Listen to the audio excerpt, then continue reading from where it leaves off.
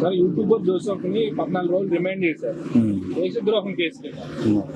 అయితే ఈ విషయాన్ని వైసీపీ వాళ్ళు జగన్తో సహా రాంబాబు పేర్నాని వీళ్ళంతా సపోర్ట్ చేస్తున్నారు. అతన్ని ఎందుకు అరెస్ట్ చేశారు, అరెస్ట్ చేయకూడదు అని చెప్పేసి వాదిస్తున్నారు. సో దీనిపై మీ అభిప్రాయం? సమాజానికి పట్టిన చీడపురుగుల్ని సపోర్ట్ చేయడంలో వైసీపీ పార్టీ ముందుంటుంది. ఎంత అన్యాయం చూడండి. ఈ జోసెఫ్ అనేటటువంటి ఈ వ్యక్తి మన దేశాన్ని కించపరుస్తూ, హిందూ మతాన్ని కించపరుస్తూ, హిందూ దేవతాదేవుళ్ళని కించపరుస్తూ ఇష్టానురహితంగా చెలరేగిపోయి ఏదో సోషల్ మీడియా పెట్టుకుని ఇష్టానురీతిగా చెలరేగిపోయి నోటికి ఎంత మాట వస్తే అంత మాట మాట్లాడుతూ చీడపురుగులా తయారైనటువంటి జోసెఫ్ని ఈ వైసీపీ పార్టీ ఎలా సపోర్ట్ చేస్తుందో నాకు అర్థం కావట్లా. దేశ ద్రోహండాడు.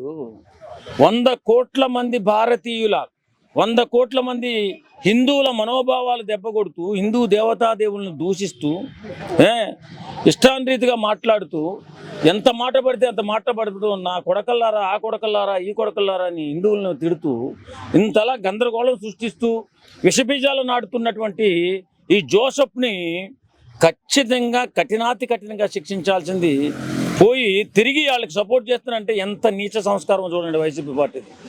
జగన్మోహన్ రెడ్డికి బానిస కుక్కలా తయారయ్యాడు. నిజంగా ఎవడైనా సరే ఒక మతాన్ని కానీ, ఒక కులాన్ని కానీ, ఒక ప్రాంతాన్ని కానీ విమర్శిస్తూ మాట్లాడితే వాడు ద్రోహే, ఖచ్చితంగా దేశద్రోహే. కాబట్టి వేళ 14 రోజులు రిమైండ్ విధించారు. చాలా సంతోషం. ఎందుకంటే ఇలాంటి చీడపురుగులు సమాజంలో ఉండకూడదు. మనిషిగా పుట్టామంటే బాధ్యత ఉండాలా, దేశం పట్ల బాధ్యత ఉండాలా, దేవుళ్ళ పట్ల బాధ్యత ఉండాలా, మతాల పట్ల బాధ్యత ఉండాలా, మనుషుల పట్ల బాధ్యత ఉండాలా. మనిషిని మనిషిగా గౌరవించడం నేర్చుకోవాలి మనిషి పుట్టిన ఎవడైనా కానీ చరిత్రహీనులుగా మారిపోయి డబ్బుల కోసము, ఎవడో ఇచ్చేటటువంటి చిల్లర కోసం ఇష్టానురీతిగా దేశాన్ని కించపరచడం, మతాలను కించపరచడం, అలాగే మనుషుల్ని కించపరచడం, ఈ రకంగా తయారైపోయాడు జోసెఫ్ అనేవాడు. కాబట్టి ఈవేళ 14 రోజులు రిమాండ్ విధించారు.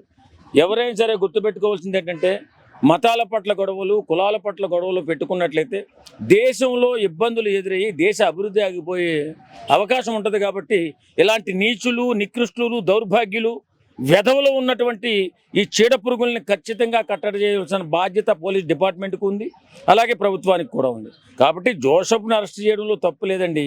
ఆయన ఎంత ఘోరంగా మాట్లాడాడు, ఎంత అన్యాయంగా మాట్లాడాడు, ఎంత అన్యాయంగా మాట్లాడుతున్నాడు. ఒకరి నమ్మకాన్ని కొట్టడం, ఒకరు నమ్మిన సిద్ధాంతాన్ని తప్పుగా చూపించి మాట్లాడడం. ఆయనకి ఏదో చిన్న యూట్యూబ్ ఛానల్ ఉంది, ప్రశ్న అంటే అది ప్రశ్నించడం అంట. బూతులు తిట్టడం కూడా ప్రశ్న అవుతుందా?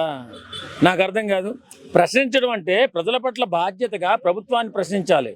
జరుగుతున్న అభివృద్ధి మీద ఏదైనా తప్పులుంటే ప్రశ్నించాలా. ఇచ్చిన హామీలు ఇవ్వకపోతే ప్రభుత్వాన్ని ప్రశ్నించాలి. అంతేగాని నా కొడకల్లారా, నీ కొడకల్లారా, ఇదా సాంప్రదాయం. ఇలాంటి సన్నాసిని ఖచ్చితంగా కట్టడి చేయాలి.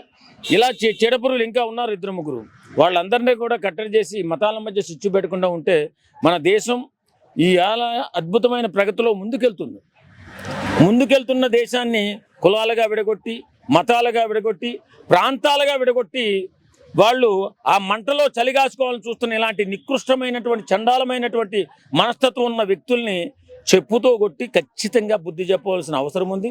అలాగే ప్రభుత్వాలు, పోలీసులు వీళ్ళని కట్టడి చేయాలి. లేకపోతే దేశం అభివృద్ధి ఆగిపోతుందండి. మనుషుల్లో విష సంస్కారం ప్రబలిపోయి ఒకరి పట్ల ఒకరు ప్రేమాభిమానాలు తగ్గిపోయి గొడవలు ఎక్కువగా పెట్టేసుకుని దేశమే గందరగోళంలో పడిపోయే ప్రమాదం ఉంది. కాబట్టి ఇలాంటి నికృష్టమైన ఈ వ్యధవల్ని ఖచ్చితంగా కట్టడి చేస్తేనే మన దేశానికి శాంతి, సౌభాగ్యం. అంటే పవన్ కళ్యాణ్ మీద కామెంట్ చేశాడు కాబట్టి టార్గెట్ చేశారని ఇప్పుడు పాపం పండుతుందండి. పాపం అనేది ఒక రకంగా పండదు.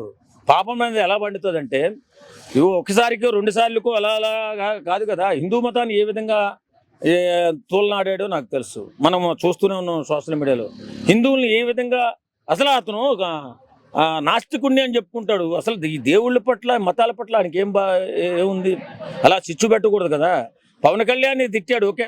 పవన్ కళ్యాణ్ తిట్టినందువల్ల జైలుకు పోలా. పవన్ కళ్యాణ్ తిట్టిన కేసులో ఆయనకి బెయిల్ వచ్చింది. కానీ హిందూ మతాన్ని తిట్టి హిందువులను చాలా చీపుగా, చాలా తేలికగా, ఎలా పడితే అలాగా సభ్య సమాజం తలదించుకునేలాగా మాట్లాడుతూ వెధవలాగా మారిపోయాడు. కాబట్టి ఈవేళ గన్నవరం కోర్టు రిమాండ్ విధించింది.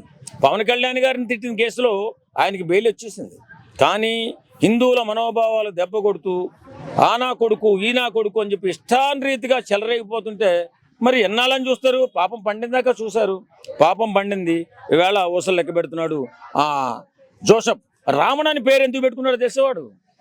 హిందూ పేరు పెట్టుకోవడానికి గల కారణం అతను క్రిస్టియన్ అయితే హిందూ పేరు పెట్టుకుని హిందువుల్ని తిడుతూ హిందూ రాజే కదా అతను రావణుడు. కాబట్టే హిందూ పేరు పెట్టుకుని అలా హేళన చేస్తూ ఇష్టాన్రీతిగా చెలరేగిపోయాడు. ఏదేమన్నా ఇన్నాళ్ళకి పాపం పండింది. ఖచ్చితంగా వాడిని జైల్లో వేశారు. ఇంకా కేసులు వస్తాయి. ఖచ్చితంగా వాడు మాత్రం నోరు మూతపడే సమయం వచ్చేసింది. కాబట్టి వేళ పాపం పండి అందులో జైల్లోకి పోయాడు.